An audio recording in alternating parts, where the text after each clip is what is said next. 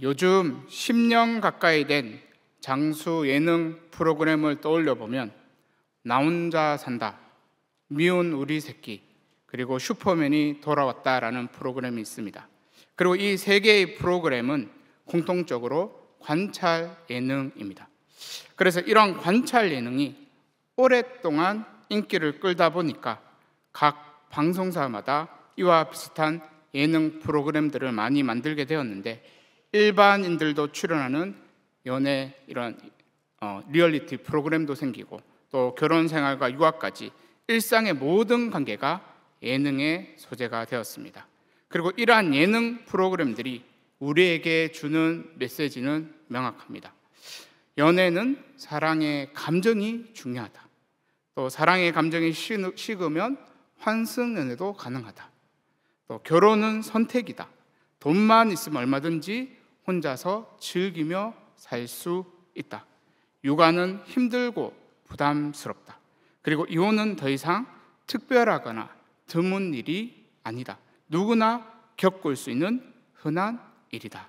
그러니까 오늘날 우리에게 주는 메시지가 무엇인가 하면, 내 행복, 내 사랑, 내 삶이 중요하다라는 것인데, 세상은 너 하나만 생각하면 돼, 이렇게 끊임없이 우리들에게 말을 합니다. 그런데 성경은 우리들에게 전혀 다른 가치관을 말씀해 주고 있는데, 결혼은 선택이 아니라 언약이고, 육아는 사명이며, 이혼은 하나님께서 미워하는 죄라고 말씀해 주고 있습니다. 그래서 세상적인 가치관과 성경적인 가치관을 비교해 본다면 정반대라는 것을 알 수 있습니다. 그러니까 성경적인 가치관과 세상적인 가치관은 끊임없이 부딪힐 수밖에 없습니다. 오늘 본문 말씀은 유다 백성들에게 절대 진리인 하나님의 말씀의 권위가 무너진 결과가 무엇인지를 보여주고 있는데, 먼저 말라기 2장에는 제사장들에게 이렇게 명령하게 되어집니다. 말라기 2장 1절과 2절 말씀을 보면 이렇게 말씀하고 있습니다. 말라기 2장 1절과 2절 말씀을 보면, 너희 제사장들아, 이제 너희에게 이같이 명령하노라. 만군의 여호와가 이르노라. 너희가 만일 듣지 아니하며 마음에 두지 아니하여 내 이름을 영화롭게 하지 아니하면 내가 너희에게 저주를 내려 너희의 복을 저주하리라. 내가 이미 저주하였나니 이는 너희가 그것을 마음에 두지 아니하였음이라. 그러니까 하나님께서는 제사장들에게 먼저 두 가지 명령을 하셨는데, 첫 번째는 너희가 만일 듣지 아니하며, 그러니까 다시 말해 말씀을 들으라라는 명령이었습니다. 그러니까 제사장들은 백성들에게 하나님 말씀, 진리의 법을 가르치는 그러한 자들이었기 때문에 제사장들부터 말씀을 듣고 말씀에 헌신하고 말씀을 연구해야 된다라는 말씀이었습니다.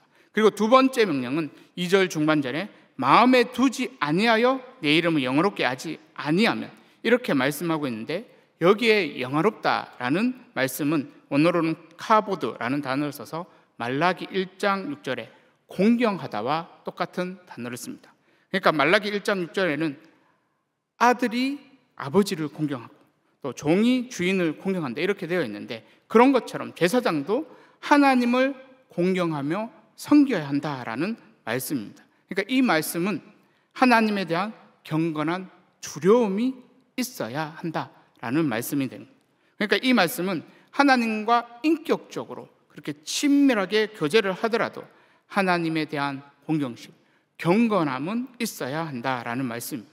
그리고 이러한 경건함이 있어야 말씀에 불순종하지 않고 계속 말씀을 있는 그대로 다 받아들일 수가 있는 것인데, 만약 이러한 경건함이 없다면 너희의 복을 저주하리라, 이렇게 말씀해 주고 있습니다.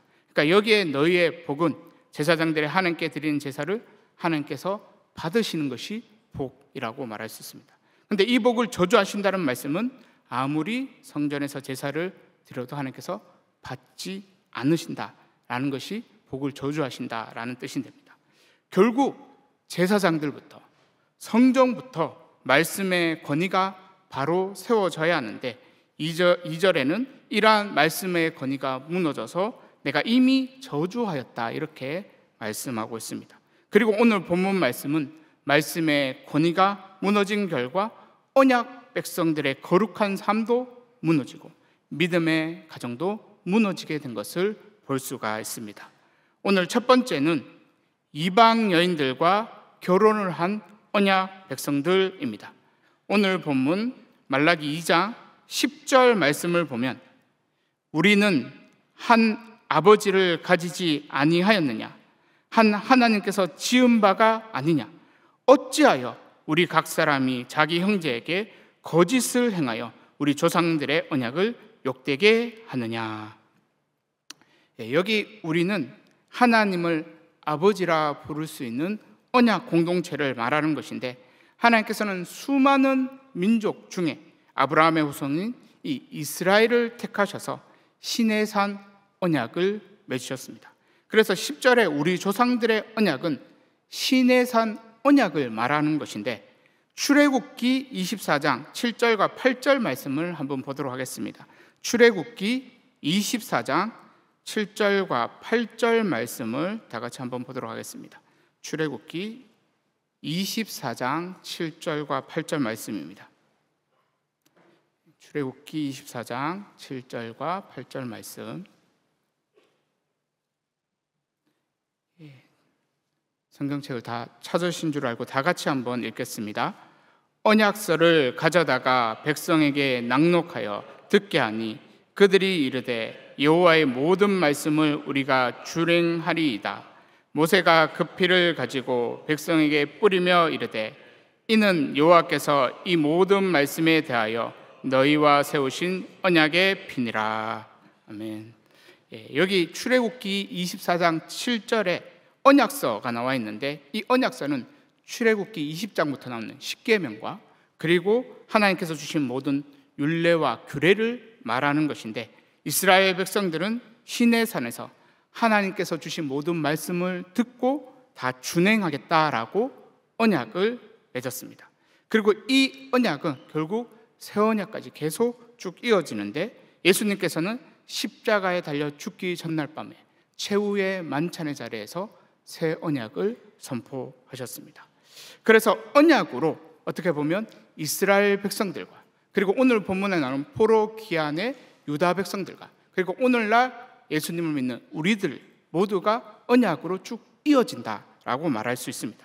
그리고 교회는 새 언약으로 맺어진 언약 공동체라고 말할 수 있는데, 결국 오늘 본문에 말씀하고 있는 이 우리는 예수님을 믿는 우리 그리스도인들에게도 동일하게 적용된다라고 말할 수가 있는 것입니다. 그러니까 이 세상 모든 만물을 지으신 하나님을 아버지라 부를 수 있는 것은 결국 은혜인데, 이 은혜는 언약을 맺은 우리들, 그러니까 지금 하나님의 말씀을 듣고 따르는 우리들에게 주어진 특별한 은혜입니다. 그런데 이러한 우리들이 오늘 본문에는 거짓을 행하여 언약을 욕되게 했다, 멸시했다 이렇게 말씀하고 있는데, 오늘 본문 10절에 거짓을 행하여는 배신했다, 신뢰를 저버렸다, 믿음을 깨트렸다 이렇게 다르게 번역을 할 수 있습니다. 그러니까 언약 백성들이 배신한 것, 이것이 무엇인가 하면 이방 여인과 결혼한 것이라고 말씀해주고 있습니다. 오늘 본문 11절 말씀을 보면 유다는 거짓을 행하였고 이스라엘과 예루살렘 중에서는 가증한 일을 행하였으며 유다는 여호와께서 사랑하신 그 성결을 욕되게 하여 이방신의 딸과 결혼하였으니.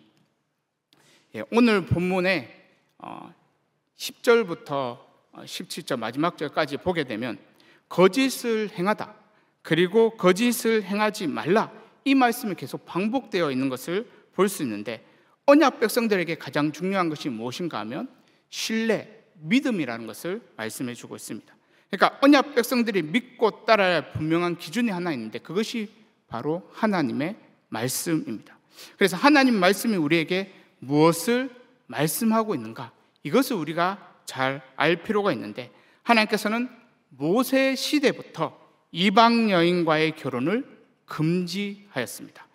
신명기 7장 3절과 4절 말씀을 보면 이렇게 되어 있습니다. 신명기 7장 3절과 4절 말씀을 보게 되면 또 그들과 혼인하지도 말지니 내 딸을 그들의 아들에게 주지 말 것이요 그들의 딸도 내 며느리로 삼지 말 것은 그가 내 아들을 유혹하여 그가 여호와를 떠나고 다른 신들을 섬기게 함으로 여호와께서 너에게 진노하사 갑자기 너희를 멸하실 것임이니라. 그러니까 신명기 7장 3절과 4절을 보면 믿지 않는 자와의 결혼은 사랑의 문제가 아니라 신앙의 문제라는 것을 말씀해 주고 있는 것을 볼 수 있는데, 이방 여인을 사랑해서 결혼을 해도 그 사랑이 오히려 여호와를 떠나고 다른 신을 섬기게 한다라고 이렇게 말씀을 해주고 있습니다. 그래서 이방 여인과 결혼했다가 신앙을 잃어버릴 수 있기 때문에 하나님께서는 언약 백성들에게 그들과 혼인하지 말라라고 말씀을 하셨던 것입니다. 그러니까 이방 여인과의 결혼은 어떻게 보면 우상 숭배와 연관이 되어 있는데, 이방 여인을 믿는 그 신을 결혼한 남편들이 그렇게 따라가게 된다라는 것을 말씀해 주고 있습니다. 그래서 오늘 본문 말씀에도 이방 여인과 결혼하지 말라 이렇게 하지 않고 이방 신의 딸과 결혼했다, 그러니까 이방 신의 딸과 결혼했다 이렇게 말씀하면서 믿지 않는 자와의 이 결혼을 신앙의 문제로 말씀을 해주고 있습니다. 그런데 우리들이 사랑에 빠지면 어떤 생각을 하는가 하면 결혼하면 믿지 않는 사람도 바꿀 수 있다 이렇게 생각합니다. 결혼하면 믿지 않는 사람도 믿게 할 수 있다 이렇게 합리화를 합니다. 그래서 믿지 않는 자와 결혼을 하는 경우도 있습니다. 그런데 대부분 신앙을 가진 사람은 결혼한 후에 후회를 하게 되는데, 왜냐하면 아무리 상대방을 막 사랑을 해줘도 자신이 가진 그 신앙을 상대방에게 줄 수 없기 때문에, 사랑으로는 결국 그 신앙을 줄 수 없기 때문에 결국은 신앙 때문에 계속 다투는 것입니다. 그러니까 신앙은 삶의 가치관의 문제이기 때문에 성경적인 가치관과 또 이 세상적인 가치관은 절대 하나가 될 수 없습니다. 그러니까 하늘을 푯대로 삼아 살아가는 삶과 땅을 그냥 푯대로 삼아 살아가는 삶은 절대 하나가 될 수 없습니다. 그래서 하나님께서는 이 모든 것을 다 아시고 미리 모세 시대 때부터 언약 백성들에게 이방 여인과 혼인하지 말라라고 이렇게 말씀을 하셨습니다. 그런데 이 말씀을 언약 백성들이 들어도 잘 순종을 하지 못합니다. 왜냐하면 신앙이 있어도 세상이 더 좋기 때문입니다. 돈이 더 좋고 이방 여인이 더 이뻐 보이기 때문입니다. 그러니까 예수님을 믿어도 세상적인 가치관이 나를 지배하고 있다면 당연히 믿지 않는 자들과 더 어울리는 것이 좋을 것입니다. 세상적인 이야기하는 것, 이것이 더 좋을 것입니다. 그래서 억지로 말씀에 순종하려고 해도 마음이 안 따라가니까 결국은 자기 합리화를 하게 되어지는데, 믿지 않는 사람과 결혼을 한다든지 아니면은 믿는 사람과 결혼을 해도 말이 통하지 않게 되어집니다. 그래서 내가 성경적인 가치관으로 변화되지 않으면 당연히 내 눈에 이뻐 보이는 것은 무엇인가 하면 세상입니다. 나와 말이 잘 통하는 사람은 세상 사람들이라고 말할 수 있습니다. 그러니까 믿음 좋은 형제, 믿음 좋은 자매를 우리들 다 만나기를 원하는데, 그렇게 믿음 좋은 형제, 믿음 좋은 자매를 만나려면 먼저 누가 변화되어야 되면 자기 자신이 말씀의 통치를 받아요. 자기 자신이 먼저 믿음 좋은 형제가 되어야 하고 믿음 좋은 자매가 되어야 합니다. 그러면 또 믿음 좋은 형제, 자매를 만날 수 있습니다. 오늘 두 번째는 기도 응답이 막힌다라고 말씀해 주고 있습니다. 언약 백성들의 은혜는 하나님을 아버지라고 부를 수 있는 것이 은혜입니다. 그리고 하나님께서는 그 하나님을 아버지라 부르면서 기도하는 자의 기도를 들어 응답해 주십니다. 그런데 오늘 본문 말씀에는 아무리 눈물 흘리고 기도해도 응답이 없을 거라 이렇게 말씀해 주고 있는데, 오늘 본문 13절 말씀을 보면 너희가 이런 일도 행하나니 곧 눈물과 울음과 탄식으로 여호와의 제단을 가리게 하는도다. 그러므로 여호와께서는 다시는 너희의 봉헌물을 돌아보지도 아니하시며 그것을 너희 손에서 기꺼이 받지도 아니하시거늘.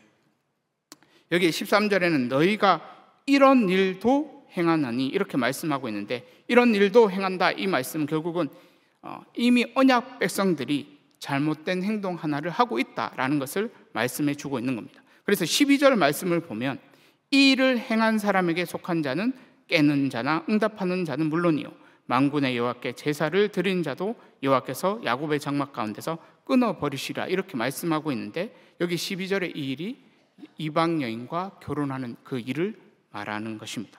그리고 이렇게 결혼한 언약 백성들, 그것이 깨는 자, 그러니까 이 깨는 자는 원어로는 선동한다, 일으킨다 이렇게 되어 있는데, 선동하거나 가르치는 자, 또 응답하는 자, 이 말씀을 배우는 자, 그리고 만군의 여호와께 제사를 드리는 제사장들, 이러한 어떠한 사람이라도 이방 여인과 결혼하면 야곱의 장막 가운데서 끊어볼 거다라고 12절에는 말씀하고 있습니다. 그런데 그 당시 이방 여인과 결혼해도 이 말씀대로 이들을 이스라엘 공동체 가운데 쫓겨나지는 않았습니다. 왜냐하면 이미 말씀의 근거가 그 가운데, 그 시대 가운데는 무너졌기 때문입니다. 그런데 이렇게 불순종해서 이스라엘 공동체 가운데 있다 해도 하나님과의 관계는 막혀 있었습니다. 기도에도 응답은 되지 않았습니다. 그러니까 말씀에 빗대어서 자신이 잘못한 행동에 대해 철저하게 회개하지 않고서는 하나님과의 관계 가운데, 그러니까 하늘 문을 다시 열 수가 없습니다. 그러니까 말씀에 빗대어서 내가 잘못한 것, 이것을 철저하게 회개해야 결국은 하늘 문이 다시 열릴 수가 있는 것입니다. 그래서 우리들은 사람이 아무리 그래 그렇게 해도 괜찮아 라고 해도 말씀이 아니다 하면 아닌 것입니다. 말씀이 아니다 하면 하지 않아야 하는 겁니다. 그런데 그 당시 말씀의 권위가 무너져 있으니까 언약 백성들 가운데는 이방 여인과 결혼한 경우가 많았습니다. 거기다가 이방 여인과 결혼하기 위해 이혼한 가정도 많았습니다. 그리고 이들은 이스라엘 공동체에서 나가지 않았기 때문에 오히려 그 허물을 덮기 위해서 오히려 더 열심히 섬기고 더 열심히 신앙생활을 했습니다. 그래서 13절을 다시 보면 너희도 이런 일도 행하나니, 너희가 이런 일도 행하나니 곧 눈물과 울음과 탄식으로 여호와의 제단을 가리게 하는도다, 이렇게 말씀하고 있는데, 여기에 눈물과 울음과 탄식하는 자는 보통 또 이혼당한 아내라고 말하기도 하지만 저는 14절 말씀을 근거로 해서 이혼한 남편이라고 생각이 됩니다. 왜냐하면 14절에는 왜 기도응답이 안 됩니까? 어찌 됩니까? 이렇게 하나님께 따지고 있는 너희가 남편들이기 때문입니다. 그러니까 지금 이 예배의 자리에 온 이 남편들이 악어의 눈물을 흘리고 있는 겁니다. 나쁜 짓은 다 해놓고는 자기 뜻대로 안 된다고, 기도 응답 없다고 울면서 자기 감정에 취해서 하나님께 고소를 했던 것입니다. 그런데 하나님께서는 뭐라고 하시는가 하면 이것 때문에 응답이 안 되는 거다, 이렇게 말씀하십니다. 14절 말씀을 보면 너희는 이르기를 어찌 됨이니까 하는도다. 이는 너와 내가 어려서 맞이한 아내 사이에 여호와께서 증인이 되시기 때문이라.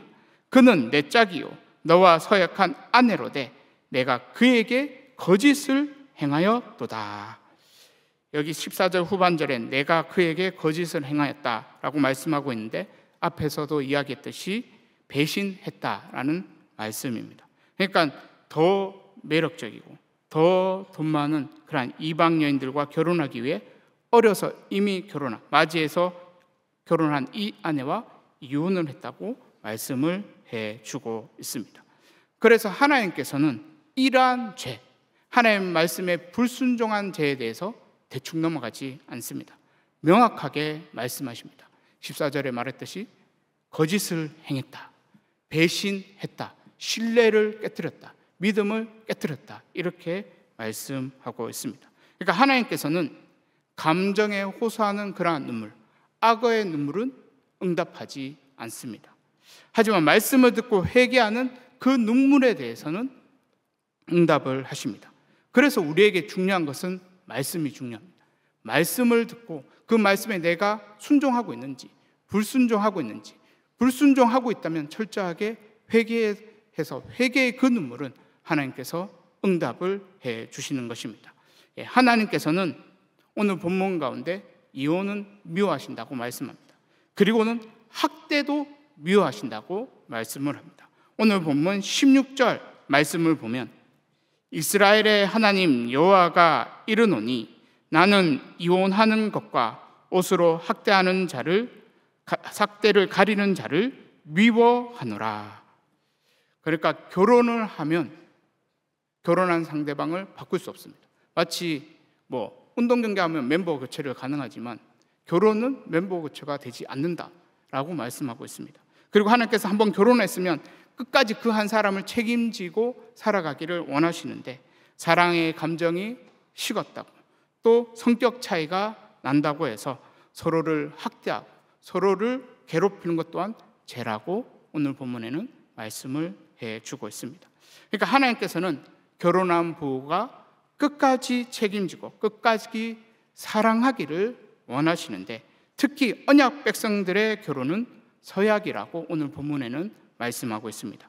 14절 중반절을 다시 보게 되면 이렇게 되어 있습니다. 그는 내 짝이요 너와 서약한 아내로 되라고 말씀을 하고 있습니다. 그러니까 여기에 이제 서약하는 10절에 우리 조상들의 언약과 원어적으로 동일한 단어를 씁니다. 그러니까 결혼은 하나님 앞에서의 언약이라고 말씀하고 있습니다. 그러니까 가정은 무엇인가 하면 가정은 가장 작은 언약 공동체가 가정입니다. 그리고 교회는 그러한 가정들이 모여있는 그러한 언약 공동체가 교회라고 말할 수 있는데 가정이나 교회나 모두 하나님의 언약 아래 말씀으로 세워가야 할 언약 공동체인 것입니다. 그리고 가정에서부터 하나님의 말씀의 통치가 임해야 하는 것인데 사람의 사랑의 감정은 영원하지 않습니다. 막 결혼하기 전에 뜨겁게 사랑을 했어도 결혼하면 변하는 것이 사랑의 감정입니다. 그래서 한 사람을 영원히 사랑하기는 쉽지가 않습니다. 그런데 한 사람을 영원히 사랑할 수 있는 비결이 있는데 오늘 본문에는 그것이 바로 언약이라고 말씀을 해주고 있습니다. 그러니까 말씀은 영원합니다. 그리고 하나님도 영원합니다. 그리고 하나님 앞에서 그 영원하신 그 하나님 앞에서 언약을 맺은 부부는 결국 하나님께서 영원하신 하나님께서 증인이 되신다고 말씀해 주고 있습니다. 그리고 증인 되신 하나님께서 결국은 각자 말씀의 통치를 받아서 사랑이 식어도 서로 성격이 이렇게 부딪히고 이렇게 갈등을 겪어도 하나님께서 사랑할 수 있는 마음, 결국 끝까지 사랑할 수 있는 마음을 주시겠다고 말씀을 해주고 있는 것입니다. 그래서 한 사람을 영원히 사랑할 수 있는 비결은 언약이라고 말할 수 있습니다. 그러니까 믿는 사람은 믿는 사람과 결혼해야 이 언약의 은혜를 누릴 수 있습니다. 우리는 다 사랑했다가 그 가운데 결혼하면서 그 감정이 식을 때 언약 아래 있는 자들은 하나님께서 각자에게 은혜를 주셔서 계속 사랑할 수 있도록 은혜를 주십니다.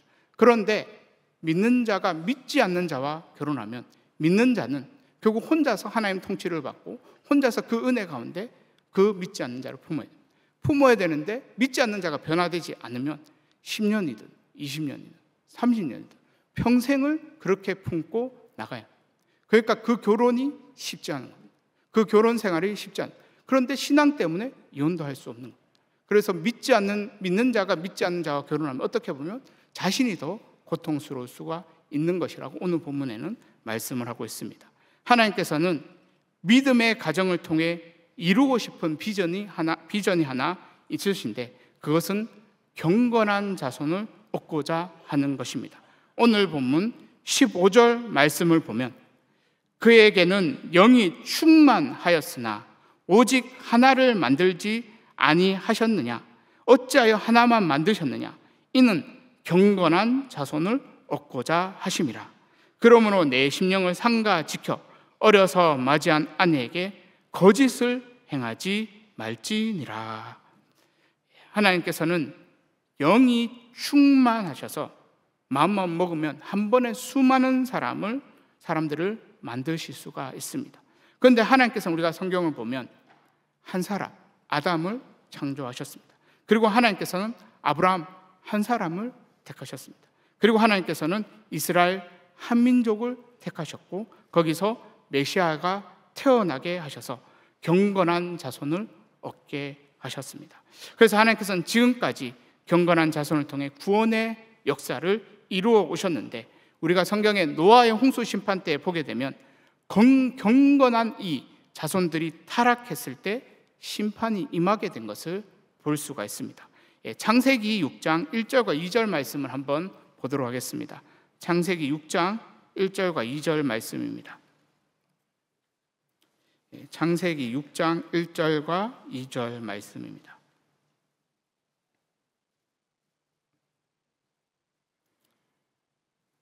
다 찾으신 줄 알고 다 같이 한번 읽겠습니다.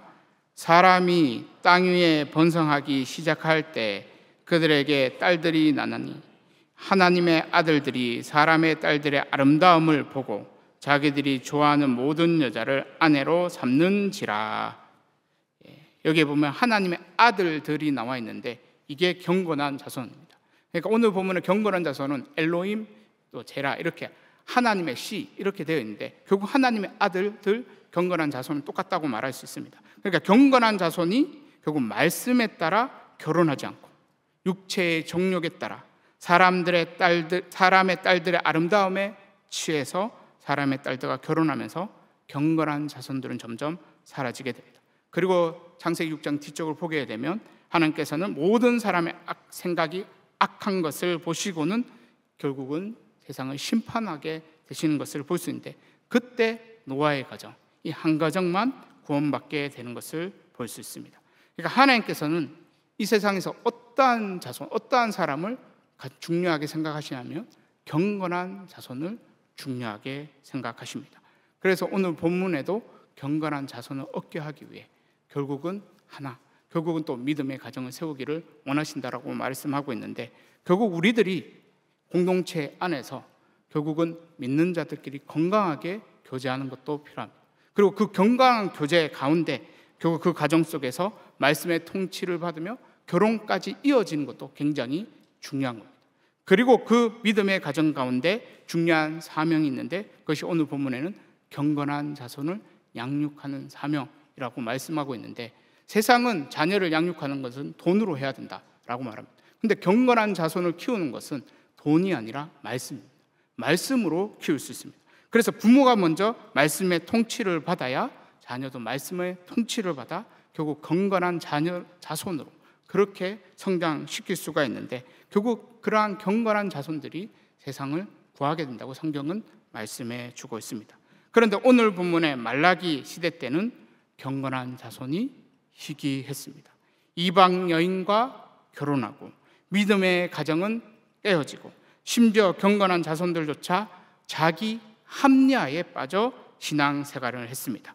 그래서 오늘 본문 마지막으로 17절 말씀을 보게 되면 너희가 말로 여호와를 괴롭게 하고도 이르기를 우리가 어떻게 여호와를 괴롭혀 드렸나이까 하는도다.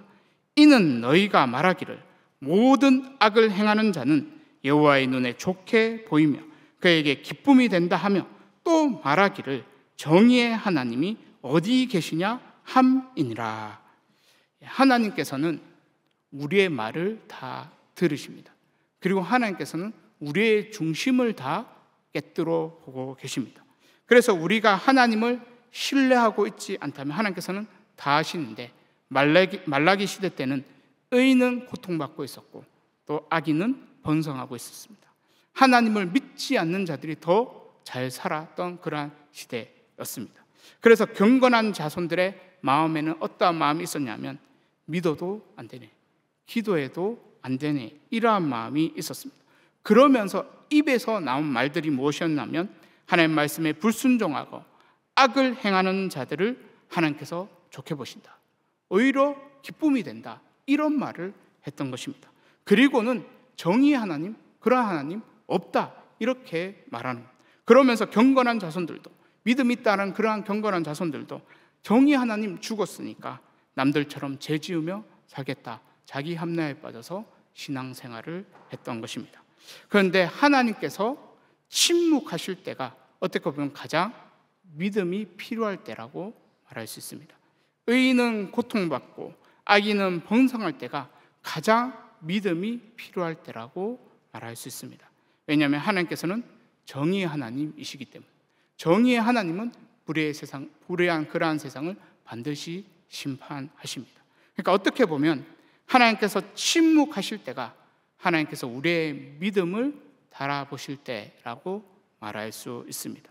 그러니까 자기 합리화에 빠진 신앙생활을 하는 사람은 결국은 답 없는 신앙생활을 하는 것입니다. 왜냐하면 아무리 바른 말씀을 들어도 그 말씀대로 살 수 없기 때문입니다. 그래서 자기 합리화에 빠져서 신앙생활을 하는 자는 회개도 없고 응답도 없는 것입니다. 좋은 말씀을 듣고 바른 말씀을 들어도 결국 그 말씀대로 살지 못하니까 결국은 회개도 없고 응답도 얻게 되는 것입니다. 사랑하는 주의 청년 여러분, 우리 모두 이 시대에 하나님께서 기뻐하시는 경건한 자손들이 다 될 수 있기를 바랍니다. 다른 사람들이 모두 세상 가치관에 빠져 살고 또 자기 합리화에 빠져 살아간다 하더라도 우리들만큼은 성경적인 가치관에 굳게 붙잡혀서 그리스도인답게 경건한 자손답게 살아가는 우리 모두가 될 수 있기를 바랍니다. 그래서 거짓이 난무하는 이 세상 가운데 우리들부터 우리의 믿음을 잘 지키고 또 믿음의 배우자도 만나 믿음의 가정도 이룰 수 있는 그러한 주의 청년들 다 될 수 있기를 간절히 소망합니다. 제가 기도하도록 하겠습니다. 하나님 아버지, 우리들이 성경적인 가치관을 굳게 붙잡고 그리스도인답게 경건한 자손답게 살아가기를 원합니다. 세상은 사랑의 감정이 중요하다 말하고 너의 행복이 중요하다 말하며 정말 너만 생각하며 살면 된다고 말하지만 예수님 믿는 우리는 영원하신 그 하나님이 중요하고 말씀이 중요하고 주의 뜻을 이루는 것이 중요합니다. 하나님 아버지, 우리들이 세상적인 가치관과 성경적인 가치관이 부딪힐 때 자기 합리화에 빠지지 않기를 원합니다. 남들이 다 세상적인 가치관으로 산다 해도 말씀이 아니면 아닌 것입니다. 말씀이 맞으면 맞은 것입니다. 우리들이 세상보다 사람보다 하나님께 순종하는 그러한 마땅한 인생 살 수 있도록 은혜 다하여 주시옵소서. 그래서 우리의 인생을 통해 하나님께서 영광받아 주시고 우리의 기도에도 응답하여 주시며 그리스도인답게 경건한 자손답게 살아가는 우리 모두가 될 수 있도록 은혜 다하여 주시옵소서.